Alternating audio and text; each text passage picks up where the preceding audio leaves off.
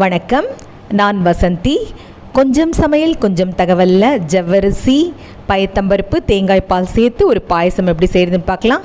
ஜவ்வரிசி ஒரு 100 கிராம் அளவு எடுத்து நல்லா தண்ணியில் கழுவிட்டு 3 மணி நேரம், 2லிருந்து 3 மணி நேரம் நல்லா நான் ஊற வச்சுருக்கேன். பயத்தம்பருப்பு அதில் ஒரே 1/4 பங்கு பயத்தம்பருப்பு தான் நம்ம எடுக்கணும். பார்த்திங்கன்னா ஒரு தேக்கரண்டி பயத்தம்பருப்பு தான் நான் போட்டிருக்கேன். முதல்ல அந்த பயத்தம்பருப்பை நம்ம வறுத்துப்போம். நல்லா சிவக்க அந்த பச்சை வாடை போக நல்லா வறுத்துட்டு ஒரு அரை மணி நேரம் தண்ணியில் ஊற வச்சா நல்லாயிருக்கும்.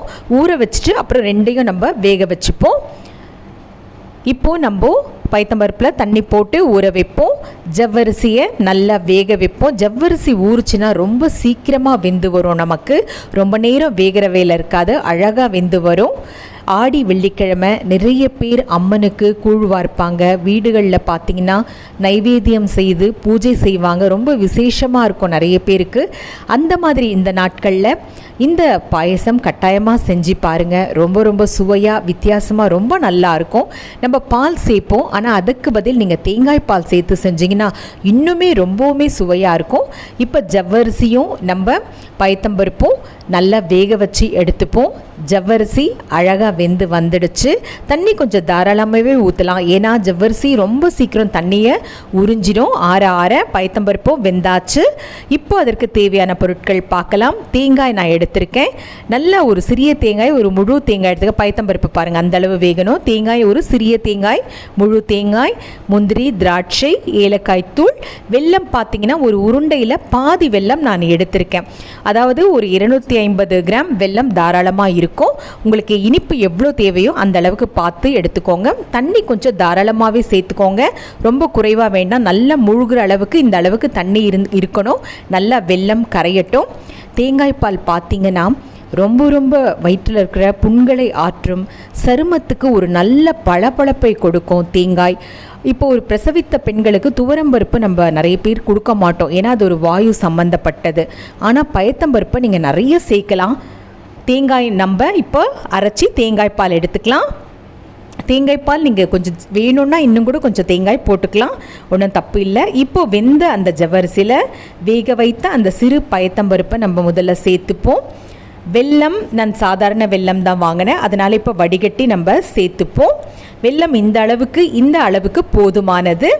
நான் சொன்னேன் இல்லையா, ஜவ்வரிசி ஒரு 100 கிராம், பயத்தம்பருப்பு பார்த்திங்கன்னா ஒரு 20 கிராம் 25 கிராம் தான் இருக்கும்.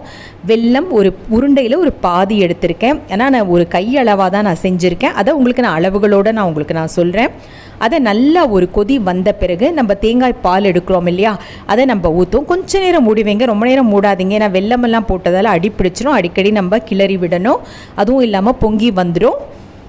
பயத்தம்பருப்பு வயிற்றுக்கு நல்ல ஒரு குளிர்ச்சி தன்மையை நமக்கு கொடுக்கும். பிரசவித்த பெண்கள் கூட நிறைய பயத்தம்பருப்பில் சாம்பார், பயத்தம்பருப்பு சேர்த்து பொரியல் அந்த மாதிரி நம்ம செஞ்சு கொடுப்போம். அதனால் இந்த ஜவ்வரிசியோடு நீங்கள் பயத்தம்பருப்பு, வெல்லம், தேங்காய் பால் சேர்த்து செஞ்சிங்கன்னா அவ்வளோ சுவையாக இருக்கும். மறக்காமல் என்னுடைய காணொலியை பதிவு பண்ணுங்கள். பக்கத்தில் இருக்க மணி மீது அழுத்துங்கள். ஏலக்காய் தூள் சேர்த்துட்டோம், தேங்காய் பால் சேர்த்துட்டோம். ஒரே ஒரு கொதி வந்தால் போதும், ரொம்ப நல்லாயிருக்கும். நெய் பார்த்திங்கன்னா கொஞ்சமாக நான் சேர்க்குறேன், ஒரே ஒரு அரை தேக்கரண்டி நெய் போகிறோம். முதல்ல முந்திரி வறுத்துக்கோங்க. நிறைய பேர் தெரியாமல் திராட்சையை முதல்ல வறுப்பாங்க. எப்போவுமே முந்திரியை வறுத்துட்டு அதுக்கப்புறமா திராட்சையை நம்ம வறுப்போம். அந்த நெய்லேயே நம்ம திராட்சையை வறுத்துப்போம், ஏன்னா தண்ணியாகவே இருக்கட்டும். பாயசம் நான் முந்தையே சொல்லியிருக்கேன், அல்வா மாதிரி இருந்ததுன்னா நல்லா இருக்காது. அதுவும் இல்லாமல் இந்த ஜவ்வரிசியெல்லாம் ஆற ரொம்பவுமே இழுத்துரும். அதனால் தண்ணியோ தேங்காய் பாலோ கொஞ்சம் தாராளமாகவே ஊற்றி விடுங்க. சூடாக குடித்தா பாயசம் ரொம்ப ரொம்ப சுவையாக இருக்கும். கட்டாயமாக இந்த வெள்ளிக்கிழமைகளில் செஞ்சு கொடுங்க, எல்லாருக்கும் ரொம்ப விரும்புவாங்க. பயத்தம்பருப்பு, தேங்காய் பால் எல்லாம் போட்டதால் தேங்காய் பாலில் மாங்கனீசு சத்தும் இருக்குது. நன்றி, வணக்கம், மீண்டும் சந்திப்போம்.